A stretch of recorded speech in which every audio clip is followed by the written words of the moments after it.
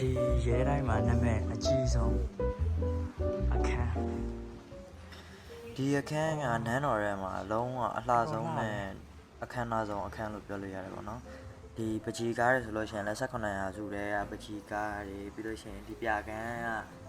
ဒီ Baroque Art Style လို့ခေါ်တဲ့ style နဲ့စောက်ထားတာပေါ့နော်ပြီးရင်သူတို့ကဒီကျွန်တော်တို့ဒီရဲ့ပြင်သစ်နိုင်ငံရဲ့နာမည်ကျော်ဘာဆိုင်နန်းတော်ရဲ့ Hall of Mirror ဆိုမှန်နှန်းဆောင်အခန်းလေးပုံစံလိုမျိုးသူစောက်ထားတာပေါ့နော်အပြင်မှာလည်းတော်တော်လေးကိုစက်သေးရှိပြီးတော့တော်တော်လှပါတယ်ကျွန်တော်အကြိုက်ဆုံးအခန်းလို့ပြောလို့ရပါတော့ဒီနန်းတော်ထဲမှာဆိုလို့ရှိရင်ဒီ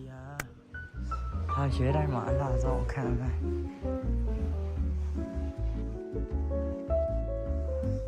ဒါတို့ရဲ့ dining room